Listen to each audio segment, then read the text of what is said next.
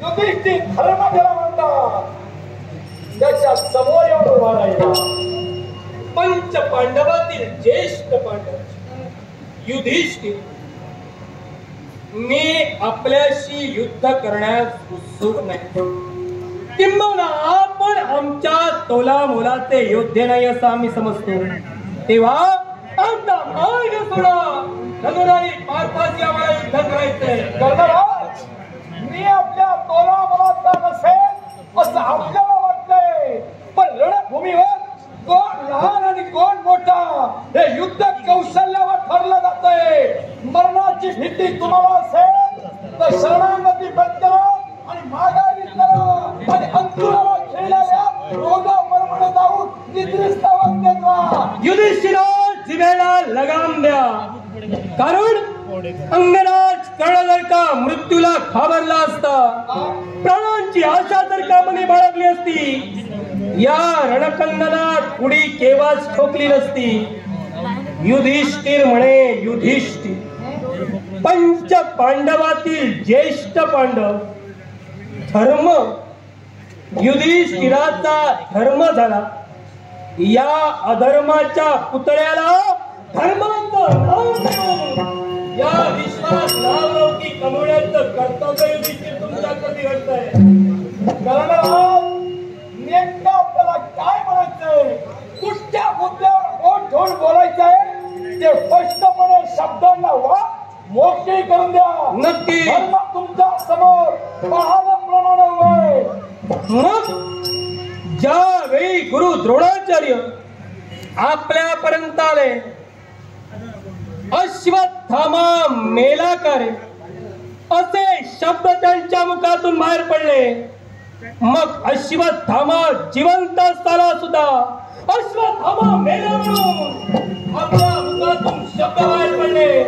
मग हा धर्माचा पुरस्कर्ता अधर्मानं जर का वागू लागला तर याला धर्म कोण म्हणे. अंगराज, आचार्य गुरु द्रोणाचार्य माझ्यापर्यंत आले हे त्रिवाद सत्य आहे. मला प्रश्न केला कारण त्यांना ज्ञान होतं तिन्ही लोकांचं ऐश्वर्य जरी युधिष्ठिर धर्माला बहाल केलं तरी धर्म असत्य भाष्य केव्हाही करणार नाही हे आचार्याला ज्ञान होतं. म्हणून त्यानं इतरत्र सैन्याजवळ पाठ फिरविली आणि धर्माच्या रथाजवळ आले. म्हणू लागले, अश्वत्थामा मेला का, अश्वत्थामा मेला का, हे त्यांच्या मुखातले शब्द निघाले. पण एकी करून अश्वत्थामा मेला अशी आरोळी पडली गेली. पण नेमका कोण मेला हे युधिष्ठिराला ज्ञात नव्हतं.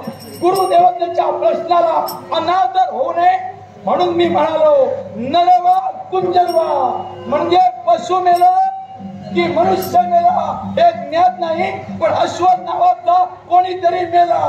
स्वतःच्या पुत्राचं नाव हे अश्वत्थामा होतं. स्वतःच्या पुत्राचे पराक्रम हे आचार्यांना ज्ञात होते. मग मी जे कथन केलं ते अयोग्य होतं का. आता आचार्य मेले हे माझ्यामुळे म्हणत असा तर निवळ आपला गैरसमज आहे. त्याला आपला पुत्र बलवान शक्ती सामर्थ्यवान आहे हे आचार्यांना ज्ञात होतं. पण पुत्र मेला धर्माच्या शब्दावर विश्वास ठेविला, निशस्त्रीय स्वतः झाले, रथात बसले, आपला श्वास रोखिला आणि पंचप्राण अवकाशात घालविले आणि मेले. या धर्माचा दोष नव्हे. वा धर्मराज, म्हणजे यात तुम्ही अधर्म केलाच नाही असं तुमचं ठाम मत आहे. मग मला सांगा, कौरव पांडवात युद्ध खेळण्यात आला, मग त्यावेळी सारी संपत्ती तुम्ही पणाला लाविला. सारी संपत्ती पणाला लावून सुद्धा ज्यावेळी तुमची खेळण्याची हौस पूर्ण झाली नाही तेव्हा तुमची पत्नी लक्ष्मीच्या रूपाने जिने तुमच्या गृही प्रवेश केला त्या तुमच्या धर्मपत्नीला द्रौपदी देवीला तुम्ही जुगाराला लावली. मग अशा स्वतःच्या पत्नीला, घरच्या स्त्रीला जुगाराला लावणाऱ्याला धर्मी म्हणावं की अधर्मी म्हणावं. द्रौपदी पाहताच कौरवाची पांचाळी ही एकीला आम्ही झुगारा लावलं, पण प्रथम तर कौरवानं आपल्या 100 बायका लाविल्या. तुमचे कौरव हे मित्र होते होय ना? मग 100 बायका लावताना अडविला असतात आणि त्यांना तो प्रश्न केला असता तर फार बरं झालं असतं. त्यांच्या बरोबरीची पांचाळी होती, जी पांचाळी आम्ही लावली. त्यात काय वापस झालं? तोंड कुठे उघडावं आणि कुठे बंद ठेवावं हे करणारा तुम्हाला कळायला हवं. कारण सज्जनाचे मुखवटे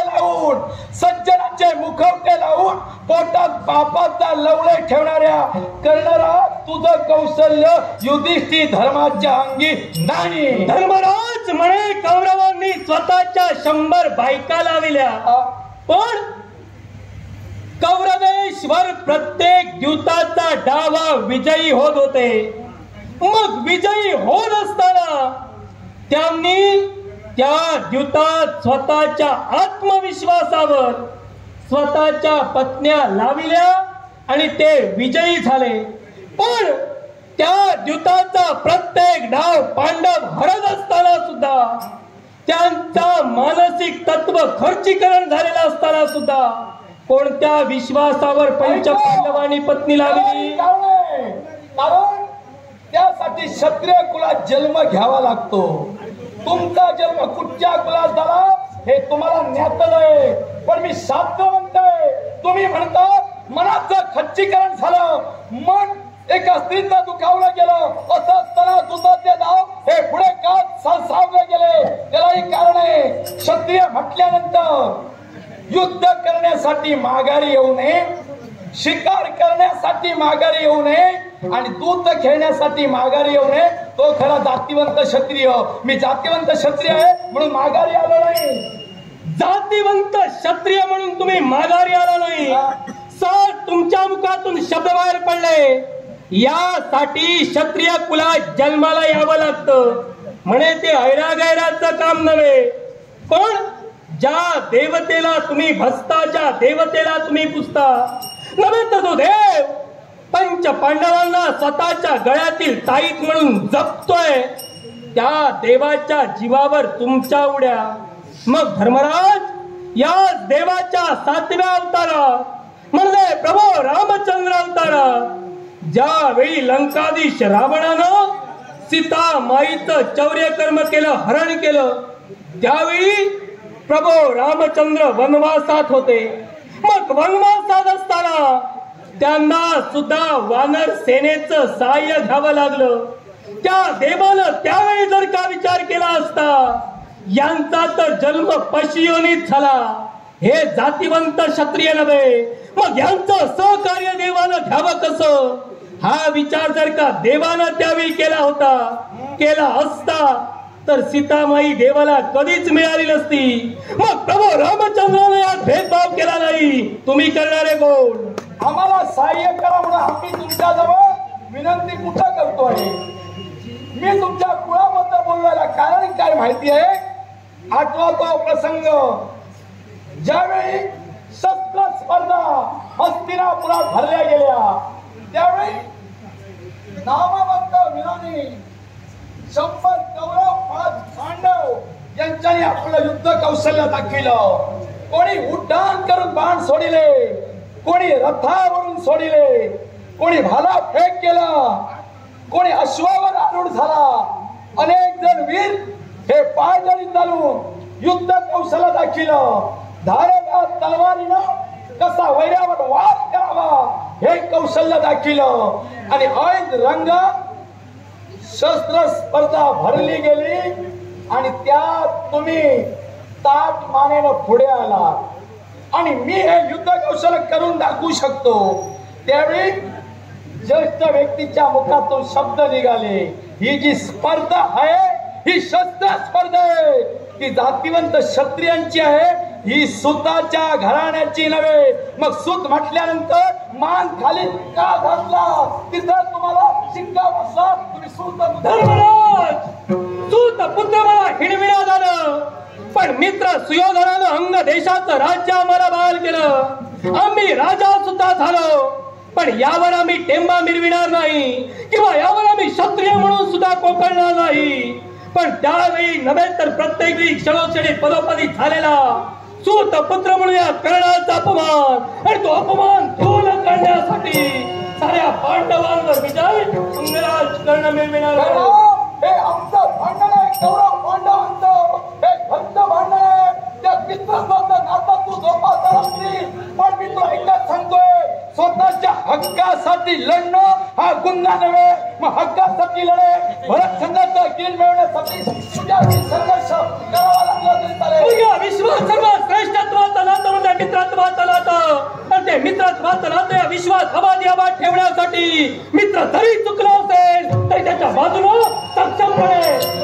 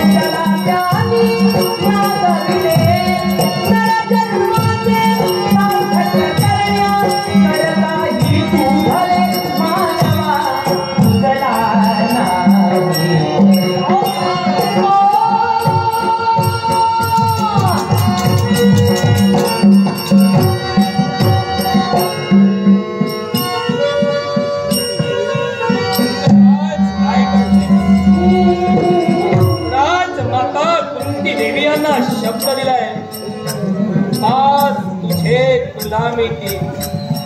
मग धर्माचा शेवट करणं उचित नाही, पण वीराचं जिवंतपणाचं मरण म्हणजे त्याचा अस्तित्व आणि त्याचा स्वाभिमान खर्ची करणं, पण ते जिवंतपणाचं